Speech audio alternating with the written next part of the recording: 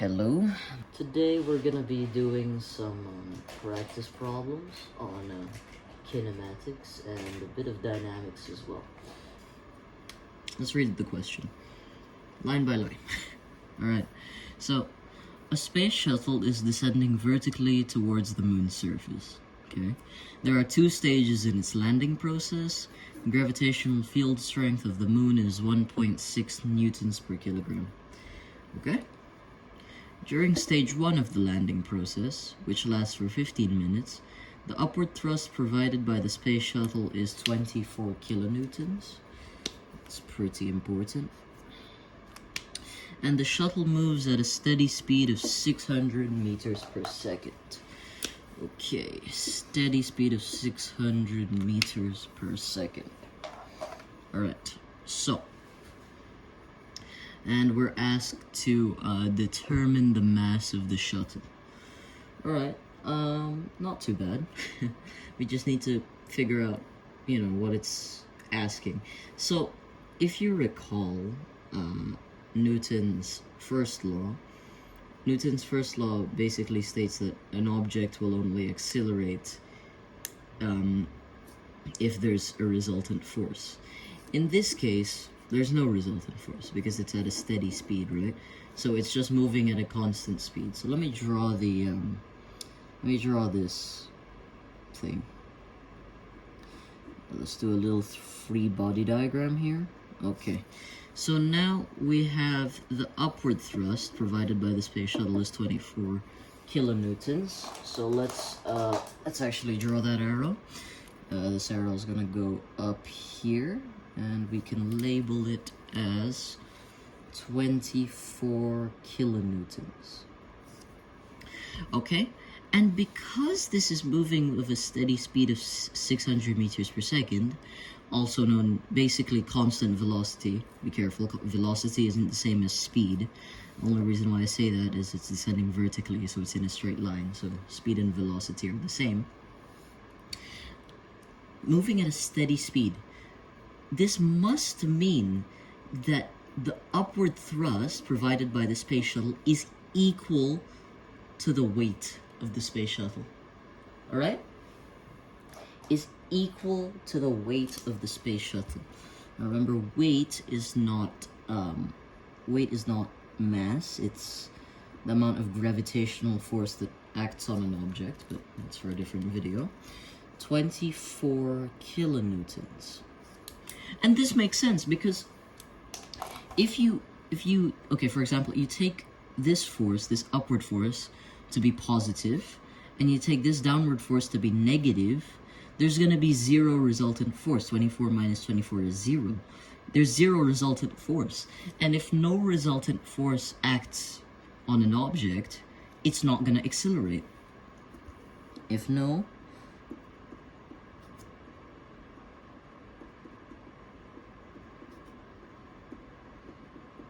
acts, object will not accelerate. Okay? So, if you need to replay this part of the video, go ahead. I also didn't know how to do this part of the question when I first saw it, but I had to think through it. That's what you need to do as a physics student. You need to think. And, okay, we need to determine the mass. So, if you recall this formula, let me actually just color code this a bit. W is going to be equal to, I guess we can use, let's use these colors. M, a bit of brown, mg. W equals to mg. Basically, this means, well, W is just going to be the weight. This is going to be the mass.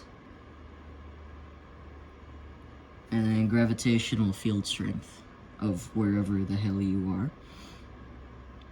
I'll just label that as G, because that's another way of saying gravitational field strength. So, this means, actually, let me write this down. So, we have previously determined that the weight of the shuttle is 24 kilonewtons. That's the same thing as 24,000 newtons. That's the same thing as 24,000 newtons. That is just going to be equivalent to the space shuttle. That's just going to be equivalent to the space shuttle's mass, which is our unknown here. That's the one we're trying to find.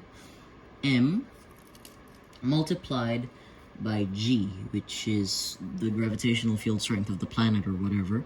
And it says up here, actually, let me just get a highlighter. It says up here that the gravitational field strength of the moon is 1.6 newtons per kilogram.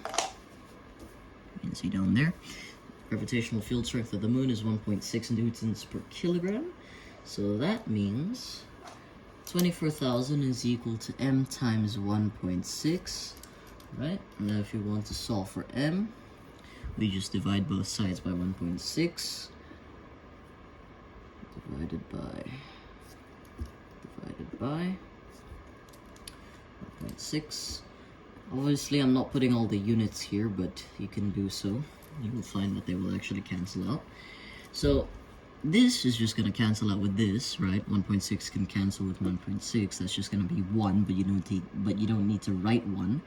So then you find m is equal to 24,000 newtons divided by 1.6. And that will give you a value of m is equal to 15,000 kilograms. If this seems foreign to you, I suggest, actually no, I'm here to teach you. It shouldn't seem foreign to you. Alright, m equals 15,000 kilograms. Okay, and we've done the first question. Good, we're good at physics, right? Okay. During stage 2, let's solve B now. During stage 2 of the landing process, the upward thrust will increase to 26 kilonewtons. That's important. And the space shuttle will land on the moon's surface at a speed of 400 meters per second. Okay, that's quite important. The upward thrust will increase. Yep, okay. It will increase. So let's draw another free body diagram just to, help us visualize.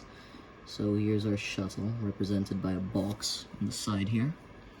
So the upward thrust is going to increase to 26 kilonewtons. So it's going to be longer. I'll draw a longer arrow just to signify. 26 kilonewtons. And then our weight is going to remain the same because we haven't exactly gone to a new planet and the gravitational field strength hasn't exactly changed. So it's going to be 24 kilonewtons, same thing. And now we have a resultant force.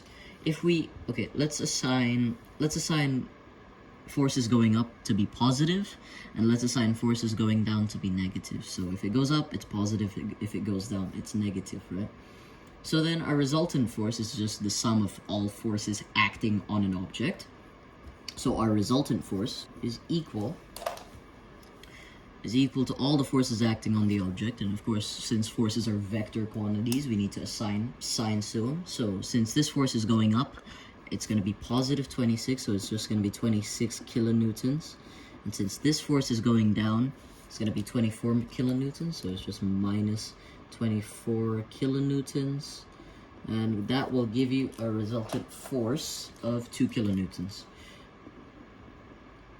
Alright, now, what is this for? Well, if you recall this formula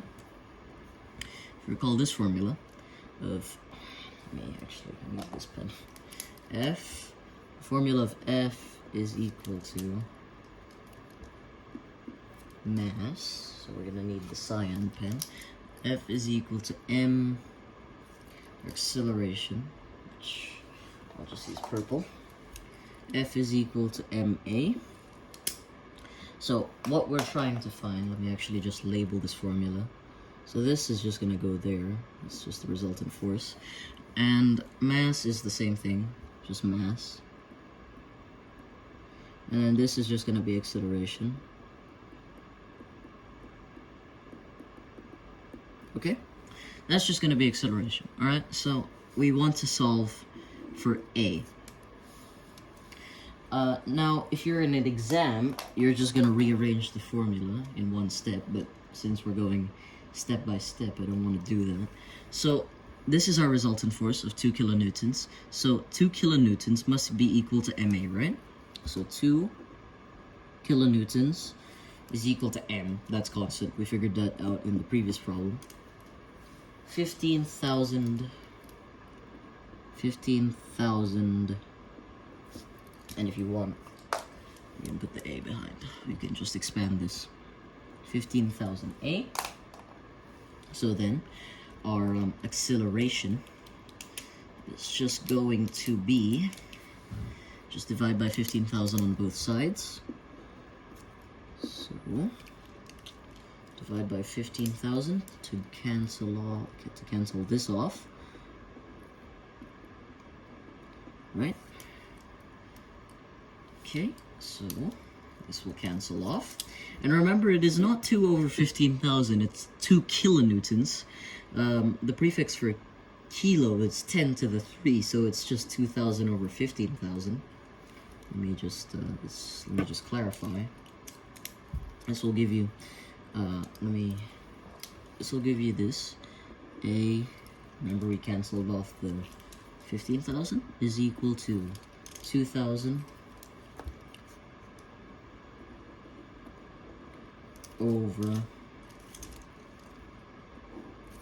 15,000. These zeros are going to cancel out with each other. So A is just going to be equal to 2 over 15. It's just going to be also known, that'll just be 0.133, I believe. 0.133 meters per second squared. This is not the correct answer, by the way, because that implies that it's like accelerating towards the moon. Instead, it needs to be negative, because I should have labeled this prior. It should have been, it should be negative because the resultant force is acting in this direction. It's like acting upwards because the force that has greater magnitude is acting upwards, basically. So it should just be negative 0.133 because it's slowing down, right? So A is equal to negative 0.133.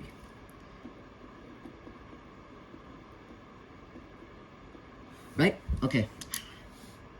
And it would also make sense, because if it was accelerating at a rate of 0.133 meters per second every second, then it wouldn't decelerate, because you see the initial speed was 600 meters per second, the final speed is 400. It would have to have a negative acceleration, also known as deceleration. Okay, final question. Calculate the time taken for the space shuttle to complete stage 2. Hard problem. I'm just kidding. It's not. I recently made an acceleration video. I will try to link it at top right corner. But if you've taken that, you should know that A is going to be equal to V minus U over, I should have color coded this, sorry. Too late. A is equal to V minus U over T. We want to solve for T, right? So, must mean, let's rearrange this formula to solve for T, so we can save a little bit of time. So this is just gonna be AT is equal to V minus U.